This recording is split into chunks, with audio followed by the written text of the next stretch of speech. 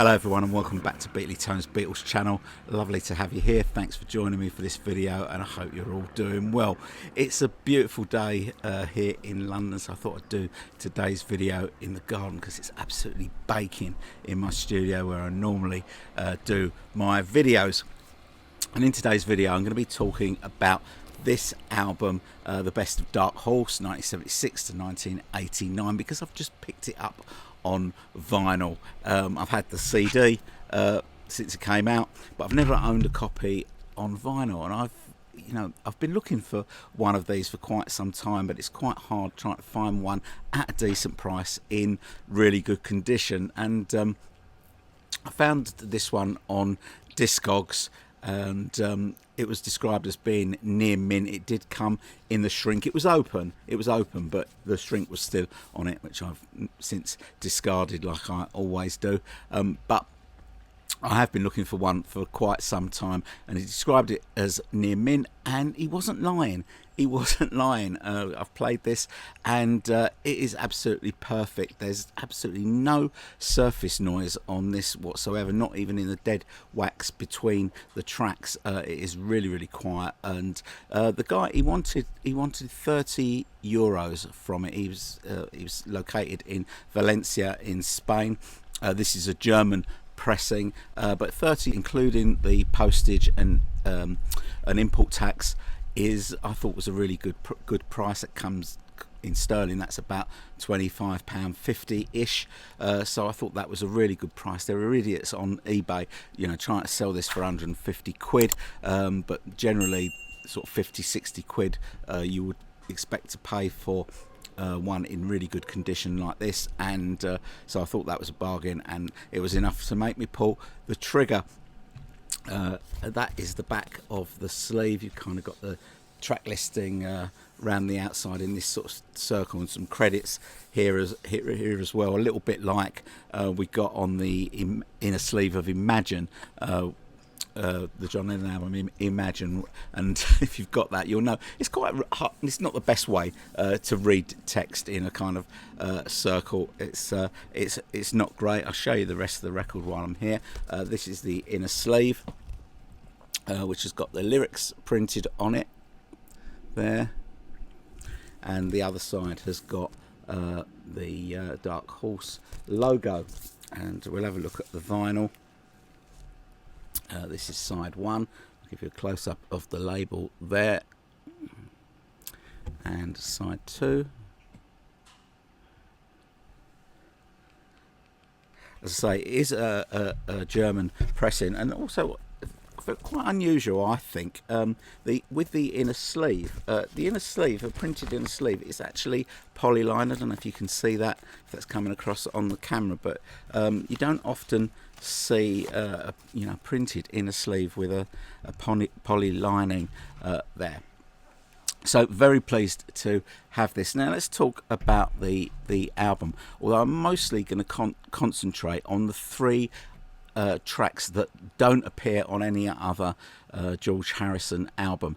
I'm going to talk about that. We'll talk about the album as a whole. Now, the story of the album: George, in 1987, he put out the Cloud 9 album. It was really well received and did very well commercially. It was really a case of George rediscovering his pop sensibilities, I think, and that's probably due to the fact that he was working with Jeff Lynne, who has never really lost his pop sensibilities, and that probably helped. So it's probably his most accessible or most commercial, or maybe most instantly likable album. Not his best album, but it was it was considered to be a return to form, and people were anxious to see what the follow-up album would be.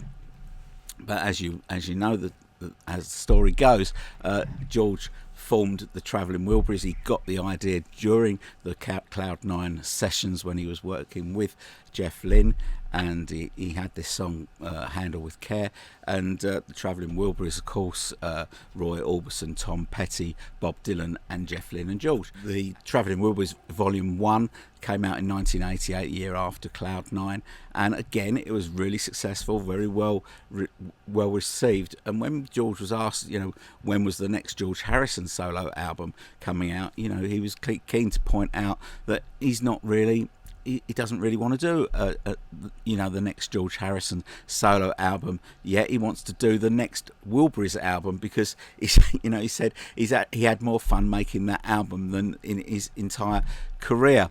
And he said, I'm waiting for Tom to finish his tour, for Bob Dylan to finish his never-ending tour, and for Jeff to finish his solo album, which I think is Armchair Theatre, is the one that he's talking about there. An album that George did contribute quite a bit of guitar work to. So eventually, they released Travelling Wilburys Volume 3 in 1991. In that interim time, of course, Roy Orbison sadly passed.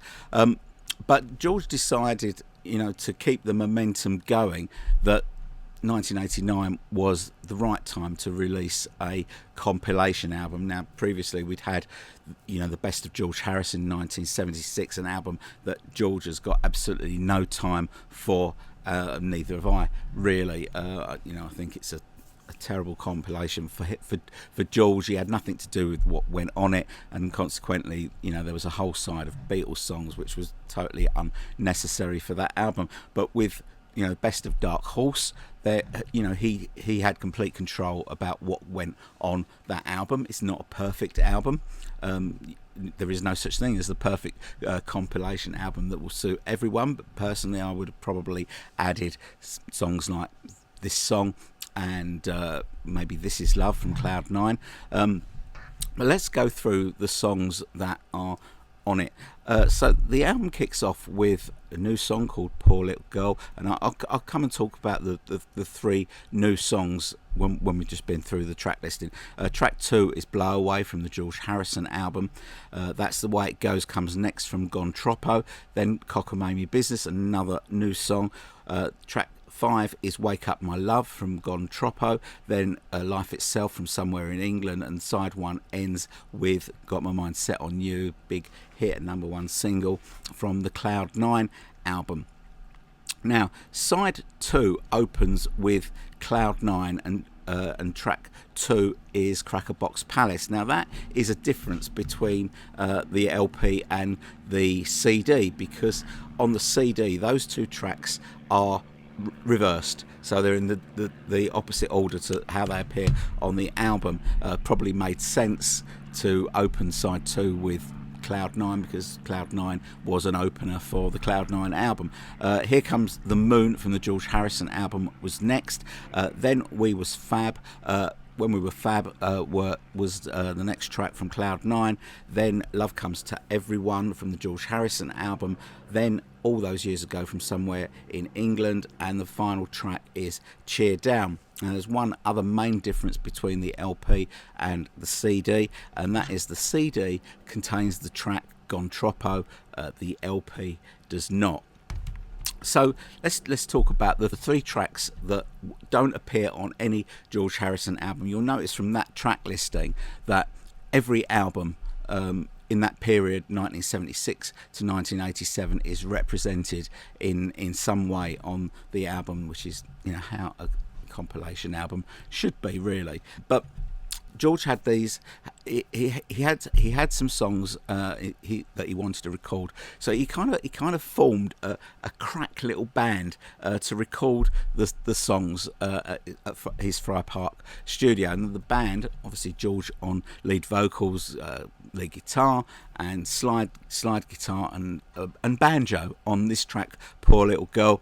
Jeff Lynne, vocal, bass and keyboards. Richard Tandy from ELO on piano.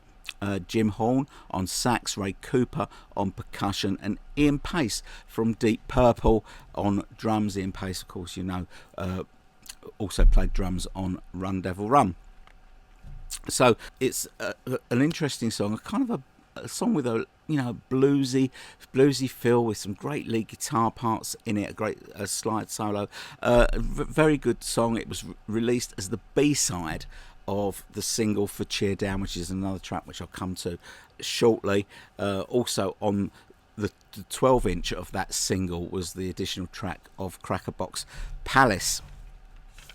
Then Cockamamie Business, which I think is my favourite of the three new songs, if you like, is just a fantastic song. I just love it, mostly because of the lyrics, and you kind of get angry George in the lyrics of this song, but also his sense of humour comes through as well. But he's angry about everything. He's angry with the music business. He's talking about that. He's talking about being a Beatle. He's angry with what's going on with the environment. He's angry about he was involved with handmade films at that time, so he's angry about the film industry. But there's amusing little bits and pieces, put in the lyric there, particularly the backing vocal that says you can't do what he just said after he's done a really complicated line. So that is, again, lots of really nice lead guitar in that song that I really like. The other song, Cheer Down. Now this song did start life in the Cloud 9 sessions. They did the rhythm track there, and I think because of that, Jeff Lynne gets a production co-credit for that, because obviously Jeff Lynne co-produced some of the tracks on Cloud 9. The song was written by George and Tom Petty. I think Tom Petty added some lyrics, and he played this song live on the 1991 Japan tour, so it's on the Live in Japan album. He also played it at his only ever UK solo show, where he did a full set. The only time he did that, which was in 1992, the Natural Law Party benefit concert at the Royal Albert Hall that I was lucky enough to be at. So he played it there. The song was originally offered to Eric Clapton, who had been commissioned to write some music for the soundtrack of the film Lethal Weapon 2, and Eric looked at the song and said, well, why don't you record it? And that's what happened. So he did record it with the same band. They had the rhythm, as I say, they had the rhythm track already from the Cloud 9 sessions, and they finished it off at Friar Park. So that sort of session that recorded those three songs occurred in March 1989. The song Cheer Down, which, as I say, was released as a single, didn't do anything, but it was released as a single,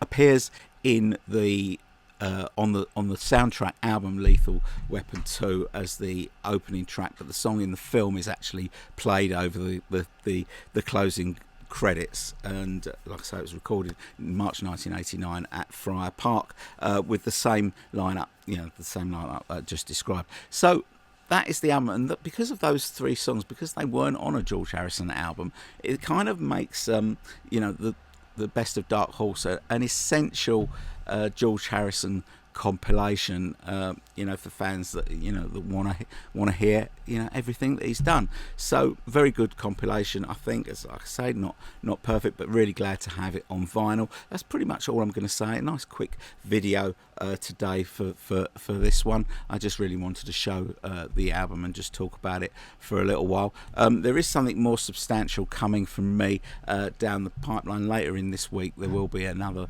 video that I've been working on, so that hopefully be dropping around the end of the week. I'd also point you in the direction of the new video of Hands Across the Water, where we're talking about those two words that are on everybody's lips, rubber and soul, and we'll be ranking the tracks from that album in that video. There will be a link to that down in the description. As always, if you want to tell me anything about your feelings towards this album, The Best of Dark Horse, please do so in the comments. Do read all your comments, and I will respond to all your comments. And that's pretty much it from me. So thanks very much for watching. Hope you've enjoyed this video, and I'll see you all very soon. Bye bye.